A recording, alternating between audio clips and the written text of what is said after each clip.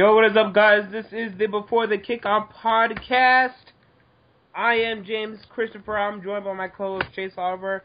What's going on, Chase? NFL draft season's near. Combine in 4 days. Oh, let's get started, baby. I'm pumped. Yes, we are, but we got to do a little NFL. The Green Bay Packers released Charles Woodson, longtime cornerback. Chase, just what are your immediate thoughts on this release? Charles Woodson used to give me nightmares almost every single time he played. He's a great corner, and there's no denying that age has caught up with him. He's no longer the same cornerback, and with Tramon Williams and Sam Shields and many other great secondary guys stepping up for the Green Bay Packers, cutting Charles Woodson was ultimately the most logical sense. It sucks that it ended this way for Charles Woodson because I truly believe he can still play for a lot of teams. He's definitely going to be on the radar. I wouldn't be surprised if Denver or Indianapolis try to go after him because those are two teams that seem like a likely spot. I don't see him going to New England, mainly because I think New England is just not a culture for Charles Woodson. I don't think that he could handle the culture of a New England Patriots team. So I think that he will find himself on a team. But I just don't. I really don't think that the team he lands on is going to win the Super Bowl, though. That's just me. Well, the thing is about Charles Woodson is I've never really dealt with him, so he better just stay out of my division. But from a Green Bay Packers standpoint, they're going to miss him a little bit. Not too much. He did miss a lot of games this season. But the fact of the matter is he's still a very good cornerback. And whenever a very good cornerback leaves your team, you are going to miss him. He may not be a great cornerback anymore, but he's a very good cornerback. And he's the one that mainly covered Brandon Marshall for the Chicago Bears. So you're going to have to find someone to replace that. But they have Casey Hayward, and he's coming up well. They also like some of their other cornerbacks in Green Bay. So I can understand why they let Woodson go. Also, some cap problems. They have to get under the cap. And also, Jeff Saturday is retiring, so they're going to miss him as well. So, a lot of veterans leaving their team. They're going to replace him with young talent. They want to get back to that Super Bowl, and they have the quarterback to do so. They just want to build the defense to do so, and they believe that it's finally time to cut ties with Charles Woodson, and we'll see how it works out for them. Any more thoughts? No, you pretty much hit the nail on the coffin. You're going to miss him, but like you said, Casey Hayward, another guy that I forgot to mention. The Packers are deep in the corner. They just need to really focus on their offense. Yeah, Casey Hayward, by the way, who I wanted my own team to draft, he played great this year. And I was looking at him out of the draft. I was thinking, why are teams not really taking this guy? I would take him early in the second, and then when he dropped to the Packers in the second round, they were very happy to get him. I think he ended up with 6 interceptions. For a rookie cornerback, that is very good to expect from a rookie cornerback. So if he can keep up that play, then that's great. What were you saying? My question is, how many of those interceptions that he picked up were from Jay Cutler himself? Oh, yeah, that is true. But either way, Charles Woodson gone from the Green Bay Packers. They're missing him a little bit. Same with Ahmad Bradshaw, who was released last week from the New York Giants. They're going to miss him, but it's not going to be something that stops them from being the team that they are, the good team that they are. And this is still a Super Bowl contending team with or without Charles Woodson, and they missed him for most of the season. They just really have to fix up that offensive line because that offensive line is not helping out Aaron Rodgers in any way. And I think that's their number one priority going into this offseason.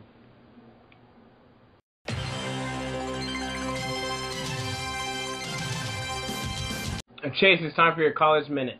What's up, guys? Chase Oliver here for the College Minute of the Week. All right, so now we're going to talk about DeMontre Moore, defensive end and outside linebacker from Texas A&M. DeMontre Moore, though, problem with him is his stock is going down. Most people are saying DeMontre Moore isn't that great of an outside linebacker in the 3-4 system, that is. They say that he could probably play defensive end, but most of these college guys are not big enough to play defensive end, and some defensive ends need to be a little bit more athletic, like a Chandler Jones or Ezekiel Ansah, Jason Pierre-Paul type of guy. So really, to be honest here, DeMontre Moore is kind of stuck in the middle. No doubt he's a really good talent, but a lot of teams are looking at him and really feeling that he may be just one-dimensional as a pass rusher, like an Aldon Smith. That's why Aldon Smith's draft stock went down. And his coverage ability may not be that great.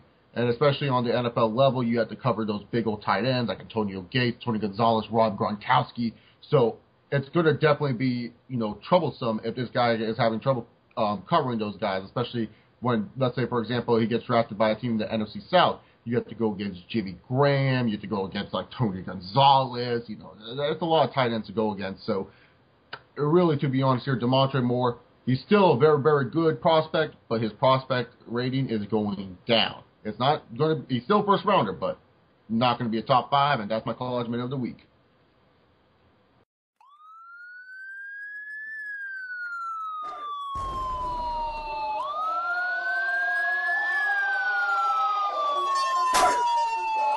Here comes the, y'all don't really want it like that. Yeah. Here comes the,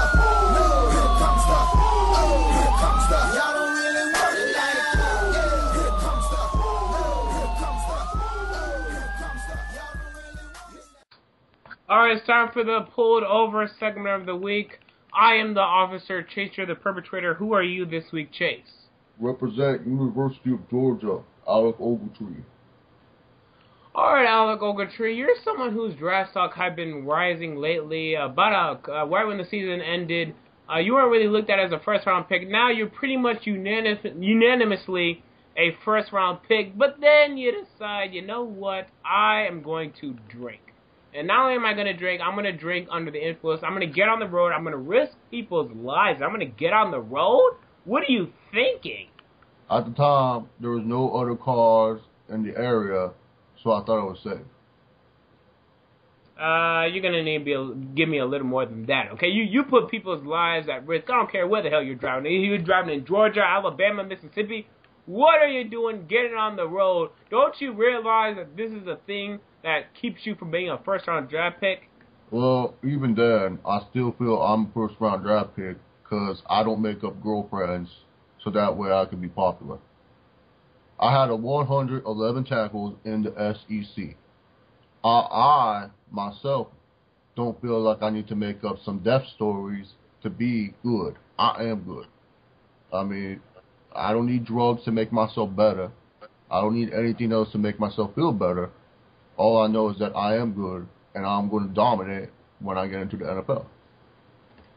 Well, the good thing you have going for you is that your other competition is Manti Te'o, and you hit on him a little bit, him and his illegitimate girlfriend, or whatever the hell you want to call it. But not a lot of teams need inside linebackers, so you got to be careful, Alec. I mean, this kind of behavior, this is what's going to, hurt your draft stock. And before, Justin Blackman, he got a DUI around this time. Didn't really hurt him too much, but the Jacksonville Jaguars were desperate. And there aren't that many teams that are desperate for an inside linebacker. So watch yourself heading into this draft. I know what I'm doing. I'm going to light it up at the combine. I'm going to show everyone that they're just haters. Nothing stops me from playing the sport I love, and that's football. All right, this is just one little bad thing that happened. It won't ever happen again. All right, well, we'll see about that.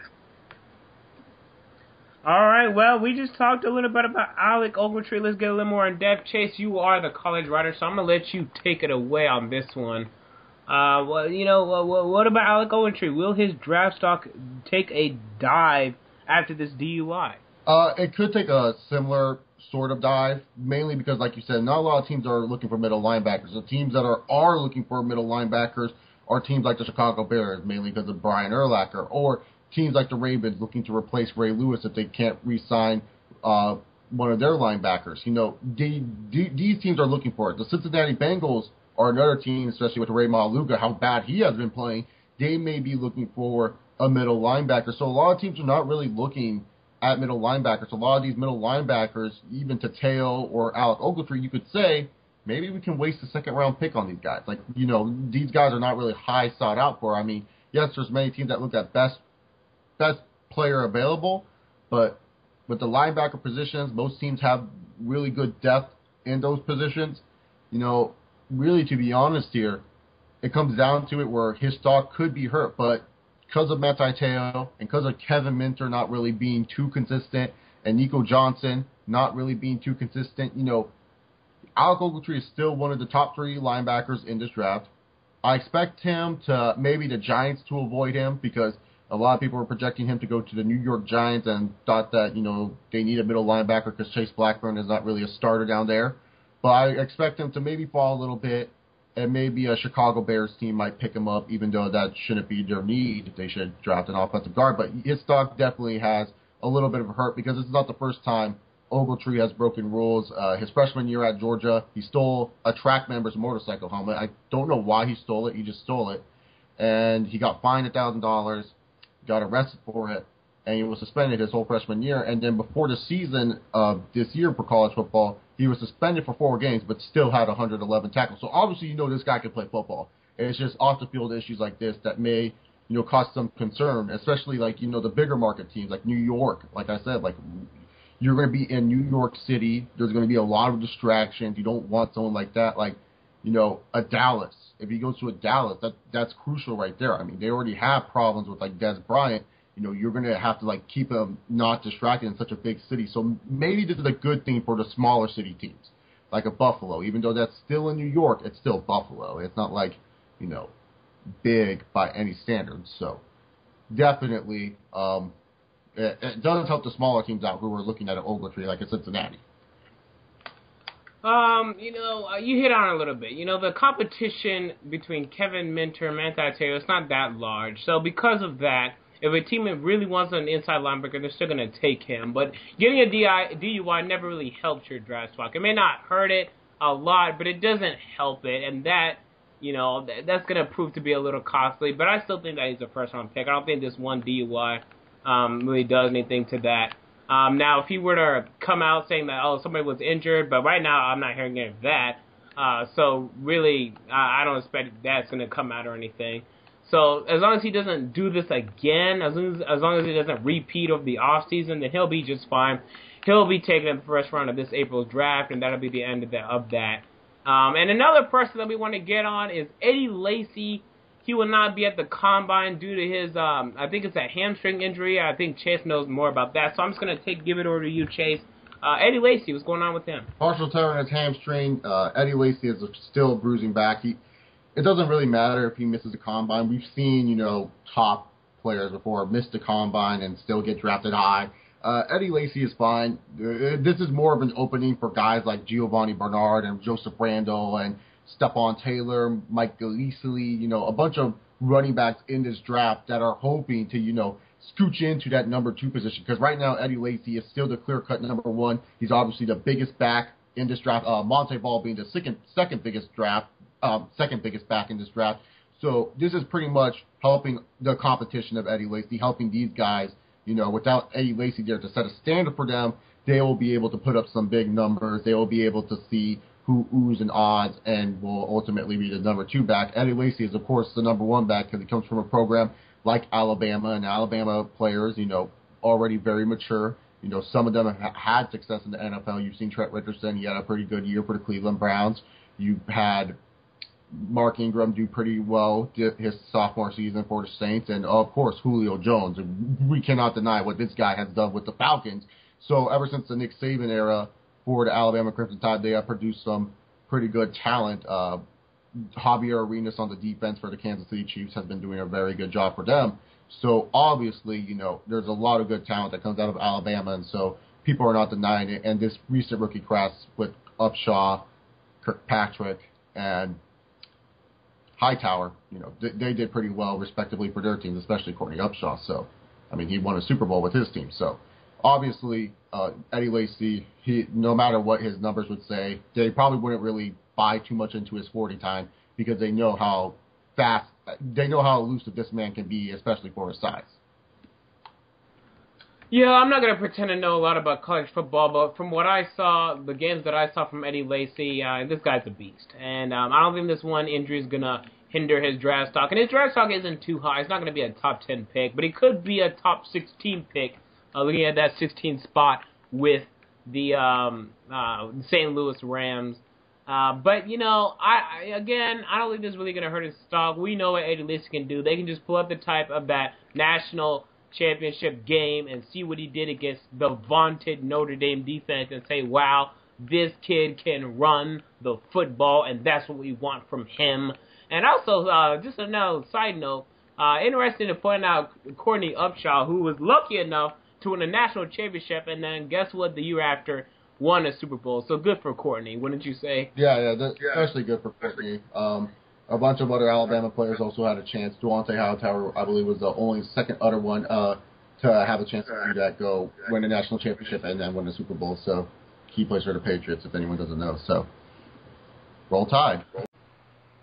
Thank you for checking out this podcast. We will be back next week to probably discuss what events took place in the Combine, maybe some freakish numbers from some draft prospects, as well as some players getting franchise tagged and all of that junk. Make sure to check out our Twitter, twitter.com/beforekickoff. Make sure to like us on Facebook, facebook.com/beforekickoff. Make sure to just subscribe to this YouTube channel. For all of us here Before the Kickoff, we're out.